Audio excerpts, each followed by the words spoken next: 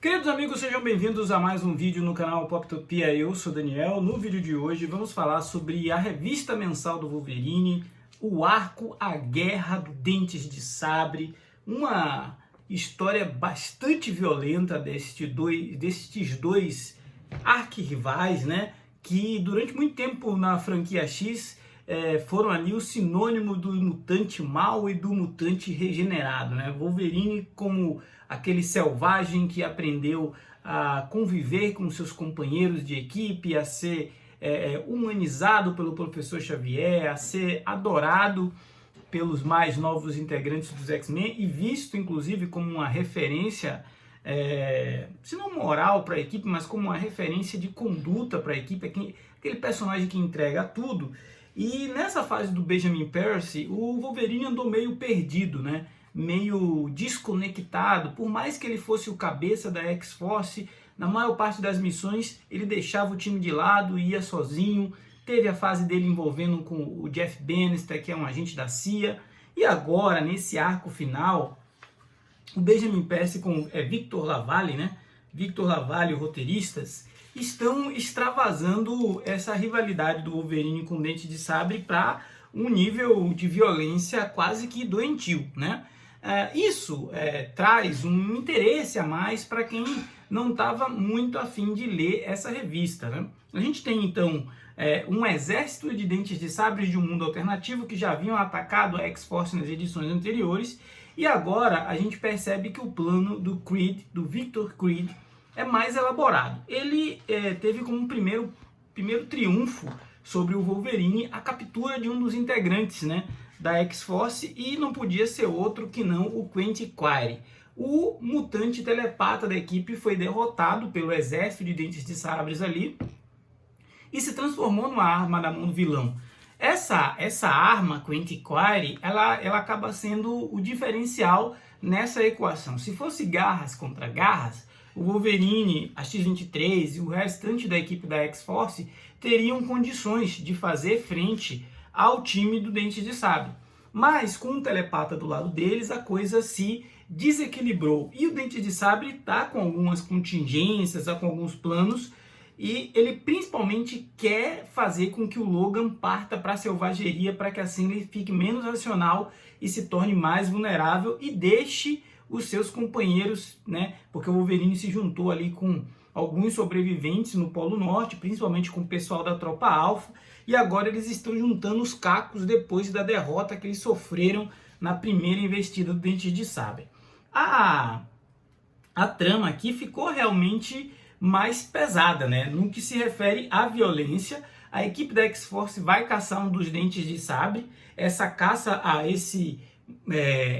essa variante do Dente de Sabre vai ser bastante sangrenta, com bastante violência, mas alguns dos mutantes aliados ao Wolverine também vão ser levados como refém. Então a gente vai ver esse jogo psicológico entre as duas equipes. O ponto que me chamou a atenção aqui é como o Benjamin Percy e o Victor LaValle resolvem dialogar com o passado do Wolverine, como se estivesse voltando àquela época que está sendo publicada lá na revista Saga do Wolverine, a época do Larry Hama, né? Os desenhos aqui ficam por conta de Geoff Shaw e ele consegue entregar páginas bastante interessantes no que se refere a um universo de lutas muito dinâmicas, né? Lutas onde há agilidade, batalhas onde os personagens estão dispostos a ir às últimas consequências. Então, a gente vai perceber que o Wolverine, para escapar da prisão que o Dente de Sabre tinha deixado ele, precisa tomar algumas medidas extremas.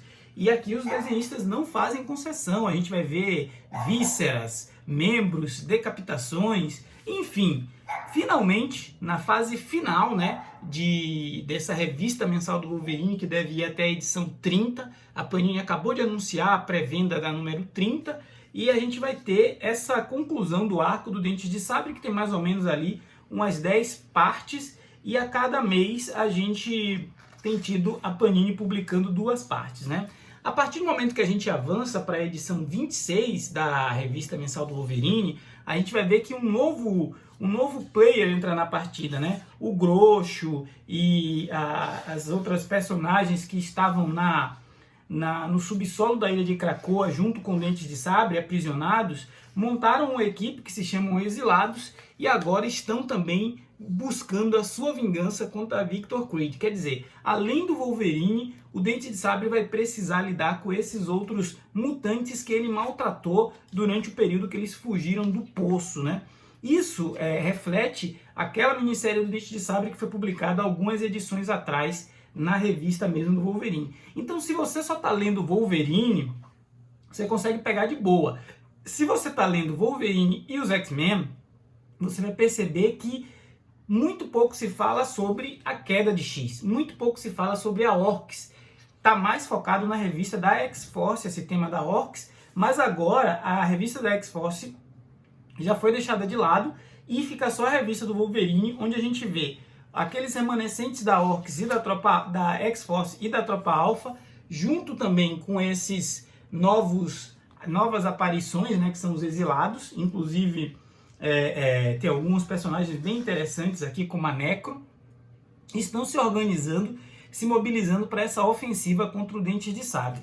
O que o Dente de Sabre não percebe é que ele está se sentindo muito empoderado por conta de ter o Quentin Quire do lado dele, a contragosto, diga-se de passagem, que dentro da própria tropa dele, dentro dos aliados dele, ele começa a ter, né, algumas dissidências. Então, muito provavelmente, essa guerra do Dente de Sabre vai ser resolvida por dois elementos. Um é a X-23, que está capturada, mas tem sido uma pedra no sapato dos seus captores, ela é muito feroz. O Wolverine é o protagonista, mas não está desempenhando as principais cenas de luta, muito pelo contrário, algumas delas estão sendo justamente as cenas de luta da X-23.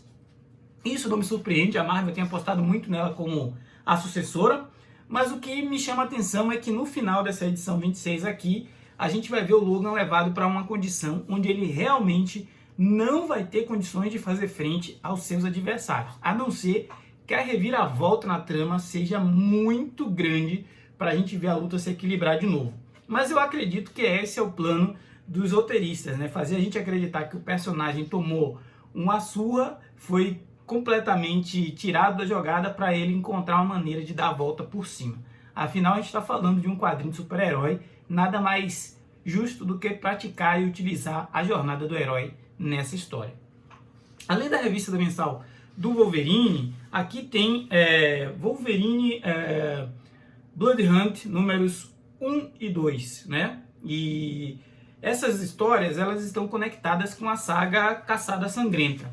Então, como eu estou pegando aqui Caçada Sangrenta especial X-Men, eu vou comentar em um outro vídeo, para esse aqui não ficar muito longo, a minissérie e a participação do Wolverine na Caçada Sangrenta, quando eu comentar esse especial X-Men Caçada Sangrenta. Assim, a gente tem os dois materiais separadinhos. Além de Caçada Sangrenta, está vindo também uma série do Cable, né, onde ele está, junto com a sua versão mais jovem, atuando para corrigir alguns problemas do futuro que estão vindo para o passado, para atingir os mutantes antes mesmo que os mutantes consigam sequer derrotar a Orcs. Eu confesso que por esse título não está conectado com os eventos que estão acontecendo nesse momento, eu não achei eles muito interessantes e nem achei adequado a Panini publicar aqui. A gente já podia inclusive estar bem mais avançado na Guerra do Dente de Sabre se não fossem essas mensagens do Cable que poderiam sair em um especial à parte, ao invés de ficar aqui atrasando